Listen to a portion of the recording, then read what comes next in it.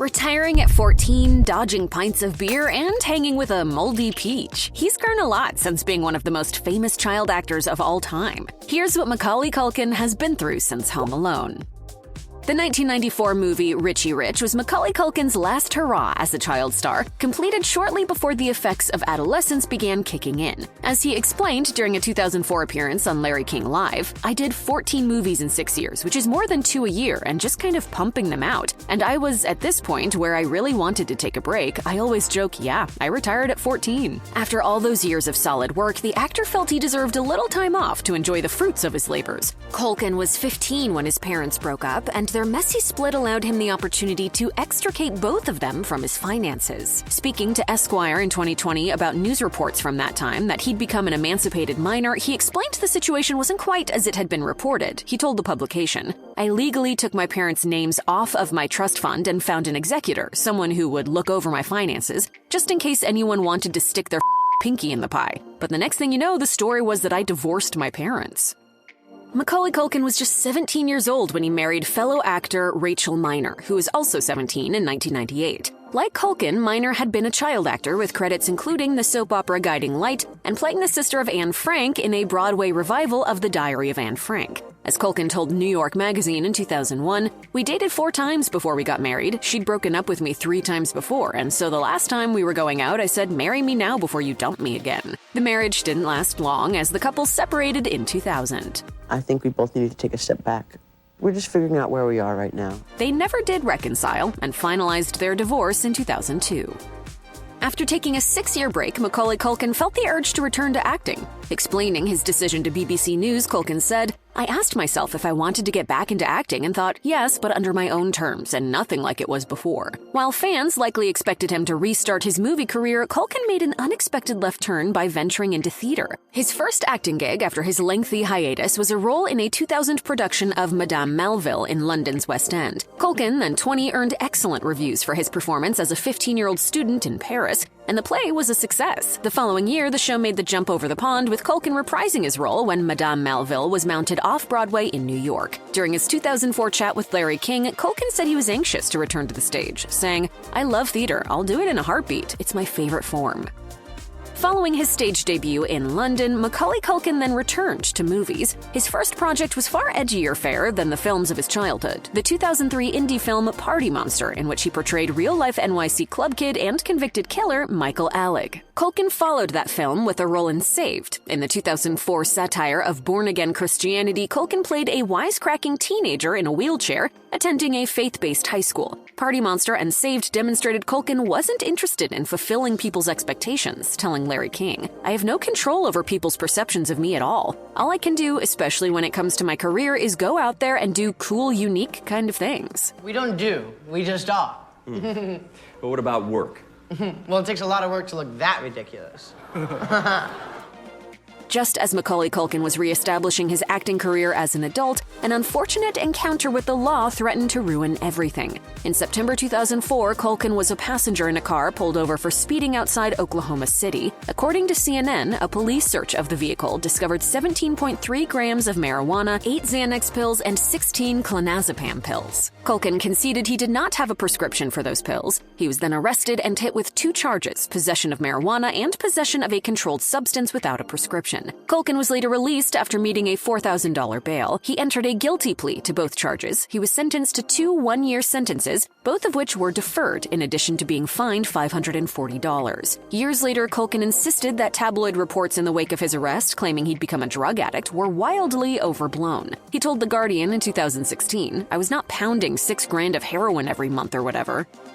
Following his arrest, Macaulay Culkin ventured into writing, authoring the experimental quasi-autobiographical novel Junior in 2006. Written in a sort of stream of consciousness style, the book presented vignettes apparently lifted from Culkin's life, focusing on his fraught relationship with his father. In an interview with New York Magazine, Culkin was pragmatic about how he expected Junior to be received, saying, "I'm not expecting the American literary community to welcome me with open arms. To them, I'm just some schmuck kid who wrote some book." Culkin did, however, approach the book with seriousness, seeing it as a way for him to try to come to terms with his fame and the complicated role that his father played in his life.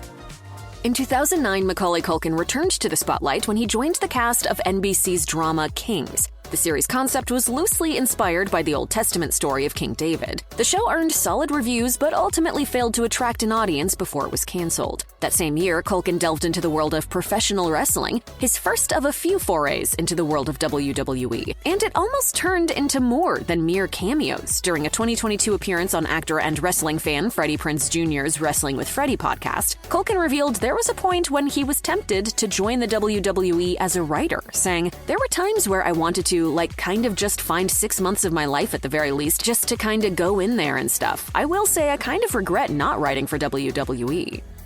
Among the stranger credits in Macaulay Culkin's IMDb profile is The Wrong Ferrari, a surrealistic 2011 movie that's most notable for being filmed entirely with an iPhone. The film was the brainchild of Adam Green, one half of the musical duo Moldy Peaches, who enlisted his famous friends to appear. As Green told Vulture, he came up with the idea while playing around with his new iPhone during a Moldy Peaches tour of Europe. According to Green, he and Culkin had become friendly, and the actor decided to tag along while Green shot the movie in various European locales where the group performed.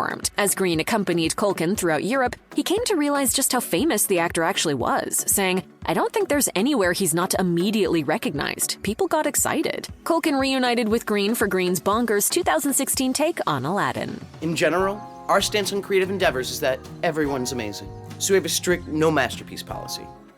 In 2013, Macaulay Culkin posted a video on YouTube depicting himself eating a slice of pizza for 4 minutes and 27 seconds. While some may have assumed it was conceptual performance art, it was actually the precursor for the announcement that Culkin had formed a band, the Pizza Underground. Culkin's outfit combined music with comedy by performing parody versions of Velvet Underground songs, but with pizza-themed lyrics. The Pizza Underground went on a tour in the UK, and it did not go well. During a show in Nottingham, one of Culkin's kazoo solos was cut short when disgruntled audience members began hurling full pints of beer at the band. According to The Independent, Culkin stormed off the stage after just 15 minutes. The band subsequently canceled all remaining tour dates. In 2016, Culkin announced the Pizza Underground was releasing its first album, which would also be its last, telling the Press Association, "Essentially, that's going to be the end of the band, and this is our gift to the world. Thanks for enjoying our silly pizza band." In 2017, Macaulay Culkin launched Bunny Ears, which he described as being like a cross between Gwyneth Paltrow's Goop lifestyle site and the news-parodying website The Onion. As Culkin explained to Dazed, "There's a hole in the celebrity lifestyle articles market, and we're filling it with fun, unique satire." As the company expanded, Bunny Ears also evolved to include a podcast and various live events. In 2018, Culkin took to his site to reveal he wanted to legally change his middle name and solicited suggestions from fans. He winnowed those down to his top 5 favorites: The McRib is Back, Kieran, Shark Week, Publicity Stunt, and Macaulay Culkin. He went with the latter and announced he was legally changing his name to Macaulay Culkin. The following year, Culkin was invited to ring the closing NASDAQ bell on behalf of his company.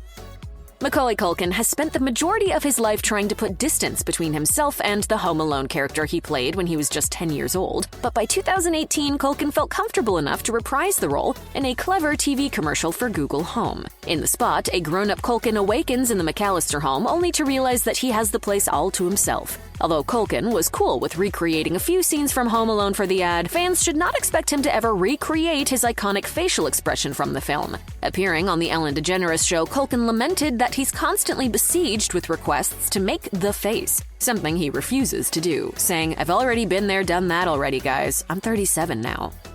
Macaulay Culkin placed even more space between his grown-up persona and his Home Alone role when he was cast in the double feature season of FX's Fright anthology series American Horror Story in 2021. In one of the 2 stories in that season, Culkin played an acid-tongued sex worker, earning critical praise for his performance.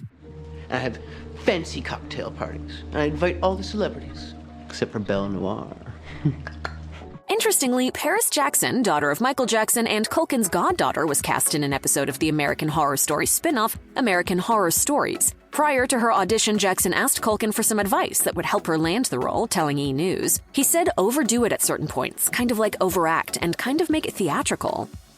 After ending his long-term relationship with Mila Kunis in 2011, Macaulay Culkin eventually began seeing Brenda Song, a fellow child actor who'd spent several seasons on the Disney Channel hit series The Sweet Life of Zack and Cody. In a 2020 interview with Esquire, Culkin revealed that the couple were looking to start a family, saying, "We practice a lot, we're figuring it out, making the timing work, because nothing turns you on more than when your lady comes into the room and says, 'Honey, I'm ovulating.'" The couple eventually got their timing all figured out. In the spring of 2021, they welcomed their first child, son Dakota. They wasted little time in expanding their family even further. During a red carpet interview in March 2023, Culkin's brother Succession star Kieran Culkin revealed that his brother and Song had recently had a second baby. That child was subsequently revealed to be another son called Carson, born in late 2022. During that same Esquire interview, Song had nothing but sweet things to say about the father of her children, saying, "You can't be around him and not be happy. People don't realize how incredibly kind and loyal and sweet and smart he is."